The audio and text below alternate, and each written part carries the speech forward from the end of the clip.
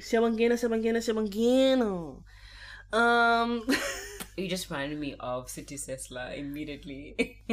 And I love that show. It was amazing. It was, listen, the sitcoms that we used to have, what's the name? Nomzamo. Yes. Love that. Yes. I loved Stockfell. Yes. I loved, I don't remember the names. Wow. It was City Sesla, obviously. There was another one. There's a lot of them that I loved, and I loved all of them. It was, we did the things when we were doing the things. Listen. When there was a budget at SABC, when SABC still had money. When they cared. And when they weren't stealing Even everything. Soul Buddies, y'all, listen. Even Soul Buddies. I will give Soul Buddies that. Was it. Because it was like, it was Soul Buddies, it was, Wild Room, or whatever maybe you were a SABC 2 girl. Maybe you were a crazy ETV type of girl. Listen. Maybe you were KTV. Tube. Maybe you were a KTV type of person. I myself was a, Wild Room, YoTV type of person, so. I was a mix, YoTV, Wild Room, KTV. I was all over the place. I only used to watch ETV for Shizness, the hip hop show. Shizness. Because I was like, I'm a rapper, I need to watch because rap is... Shizness. Wow. That's literally the only reason why I used to watch it. Yeah. And then KTV, when Mnet was open on Saturdays, I would in the morning. When it was open, we used to but so I barely remember Roxy and Retty and them. Barely, but the other peoples, I do remember them. Excuse me. And Hated Nano came out like later on in our childhoods though. You see, now you know the names. SBC 2, the one that came in like teenagers, so Ayanda Makuzeni and all of those people, and what was her name? Rory Sung. You know all these people. Yeah, I do. Because I'm a TV baby. Yeah. And then, obviously YoTV, all the people, Saifo, Carly, Sade, yes, Cece, Hulisani, whatever, Sly, Lauren, Byron, sorry. Byron.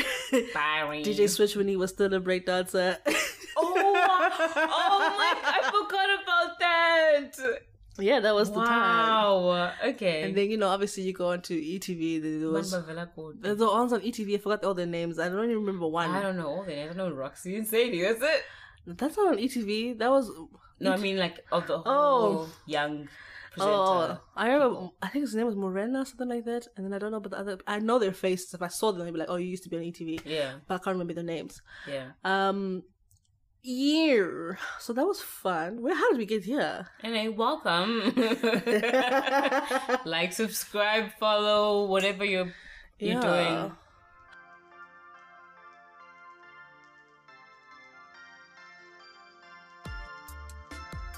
So, mate, what was your first job Wow. ever in life? Because that's actually a very interesting thing. I actually don't know this. Ever? Okay. Ever? My first job ever was as an exam assistant in 2018, I think. 2018? 22. Yeah, I think so. Exam as in the marking thing. Yes, with the education department. Yeah, I mean she wasn't marking, she was counting. She was a counter. True. It was only for a month though. It's a short-term contract anyway. Yeah. But my first job, like not summer job, I was in an MLM. Unknowingly. Ponzi scheme. Fuck. She was in a Ponzi scheme. It was related to a very big financial service provider in the country, related to a lot of shops. And we had to go out and get people to sign up for credit cards. And each person, you only get paid if the person starts using the credit card.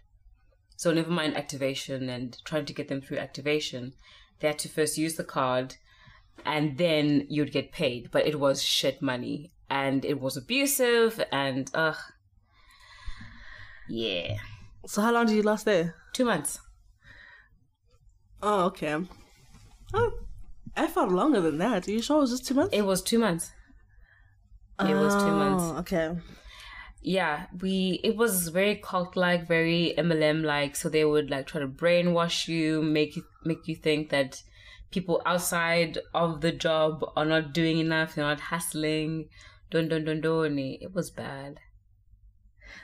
What was the job before you left? There was promotions that were before you left home. Left home. Like, not now. It's not like the job before you started teaching. Yeah, that was a job before I started teaching. Was that the LM? Whatever you call it? M&M. In the Panzai scheme.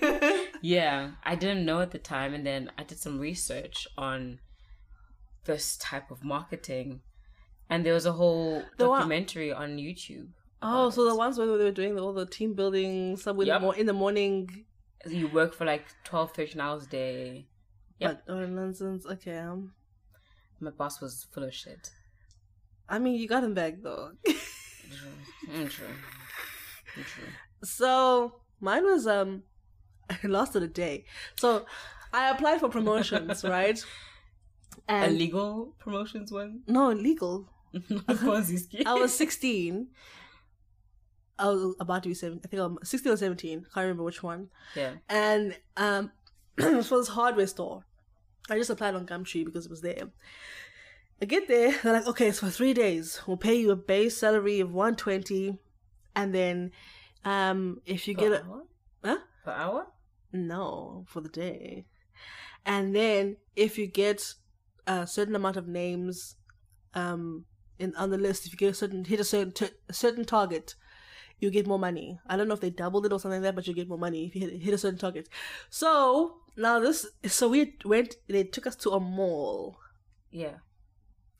And we had to get people to check if they qualify for credit for the hardware store. That's what we were doing as well. And then if they did, put their names on their list or something like that. So there was, I don't know, this number that they SMS, something like that, and then they would see what was. I can't remember exactly how the process worked because I bolted that day. That's some bullshit. Literally, I never went back the second day and the third day. I didn't even, because I'm thinking, and I'm like, usually I would see out a commitment, like for this one for 3 days, but I can't recall going back. Like I remember the first day, but I can't remember the subsequent days, which tells me that I didn't go. Yeah. And I'm like, I'm there for like good more than 8 hours, right? I have like 2 names on my list. 2-3 names. Everyone else is like 20, 25, 40 names on their list. I honestly wasn't trying. Okay. Because once I realized what it was, because they didn't explain to me before I arrived there. Like I didn't know what it was. But obviously I was in it, so I kind of just went with it. When I was like, so you're just trying to put people into more debt? Is that what you're telling me? And they went to a mall that was predominantly black. I mean, I know the country is predominantly black, but I mean, this particular mall... In our hometown? Yeah. Okay, I know which one. This particular mall is just, it's 99% of the patrons there are black and colored. And I was like, I'm not going to put us through that. I'm not going to add it to the list. Yeah. And then you couple that with anxiety to speak to people, just walk up to someone and be like, hi, can I check this and this? Especially because, black people can be rude as fuck. Oh, extremely. Especially with sensitive information like that. Especially if you're like bothering them out of their day. Like, yeah. But in general, I was just like, oh, I'm not going to do this. After this, I tried like maybe the first half an hour and I realized, oh, I'm not meant for this. I wish I was you. And I spent the day like just walking around pretending to try. Yeah. And then like, I think it was probably like 4 or 5 hours in, they were looking at my list. So one of the people that were there, and they were like, okay, let me help you. Like, she's just like, oh, you shame, you're struggling. Let me get you 1 or 2, maybe got 1 more name or some shit like that. Yeah. I was like, nah, I'll take my 120 and bounce, bro.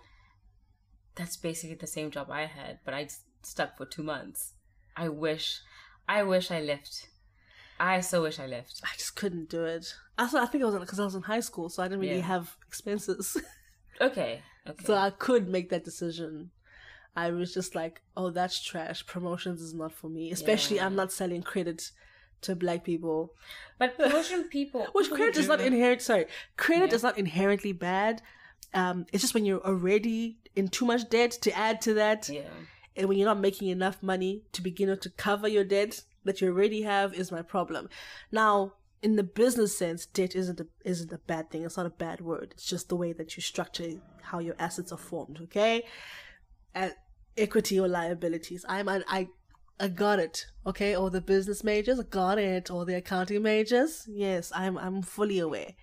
But it's just when you look at how, as a country in general, the general consumer in this country is over indebted in this country. True. So what I didn't want to do is add to that. Yeah. So I was like, nah. Then my first job that I stuck out after that was as a waitress. That was like over a year later. It was like towards the end of matric, heading into first year. But I was like before I left home to come to Cape Town. Yeah, I remember. So I was a waiter, which again, I don't think things through sometimes.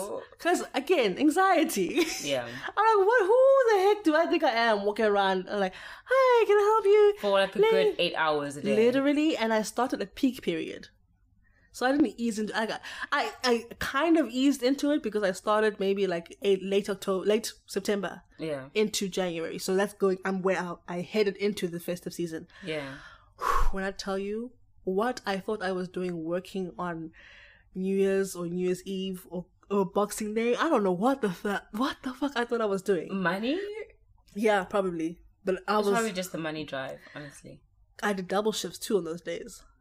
So I was working 10 hours. I remember. From 12 hours, sorry. Literally 8 to 8 or something like that. Or like 10 to 10. And I don't know what I was thinking. Because number one, it is a thankless kind of job. Even though the tip is the thank, I guess, in a way. Kind of, yeah.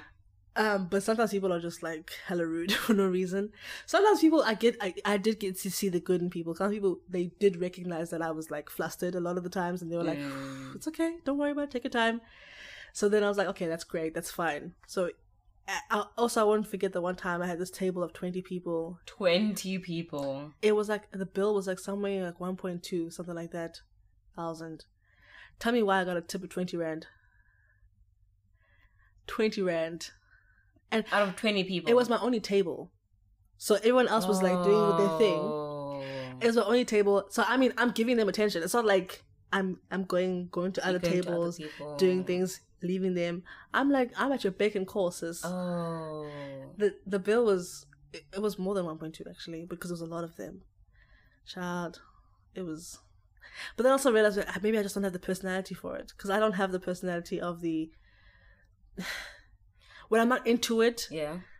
Okay, no, that's going to sound very sexual. Hold on, let me rephrase that. Late. I was going to say something very... I was going to say something very off. I'm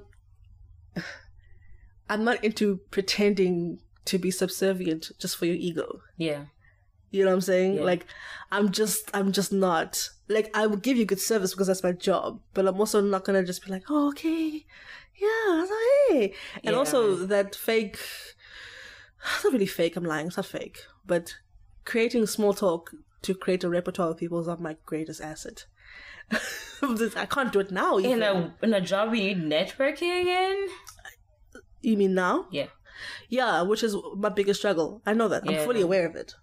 That's why I was saying, like, my biggest thing is going to come from just moving around into different places. Yeah. And having a variety of a portfolio. Because if I just sit in one, I'm never going to see anyone else. Hectic. And I don't care enough. My issue is Which that, I should. Like, with jobs like that, you have to be very extroverted. Yes. And be very ready to just talk to anyone about anything. Which I'm not. Not anything, but even with like the promotions job, waitressing, what I'm doing now, teaching, you have to be an extroverted person. It's a lot. It's tiring. It's very taxing. But you're not really an extroverted person, are you? I'm not. Okay. I'm not. And I'm talking for like 6 hours a shift. That's my problem going to work. It's the fact that there's constant communication. Or because I don't know everything and I'm in a stage of learning, I constantly have to talk because I constantly have to ask. Yeah.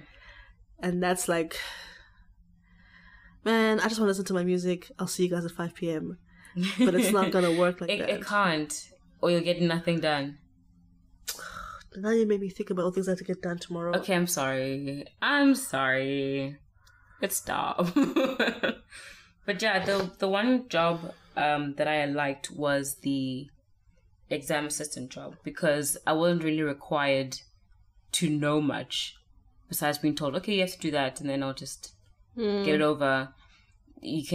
Communication is important, but you don't have to. No, there's no networking involved. There's no relationship building necessary. Yeah. Which I was like, yes. Not that I hate people, but I don't want to have to force a conversation. Yeah. So yeah, that was our first jobs. Started from the bottom. We're still there, but I mean, we're above. Listen, we're above. I'm still there. You just come on. I'm still there.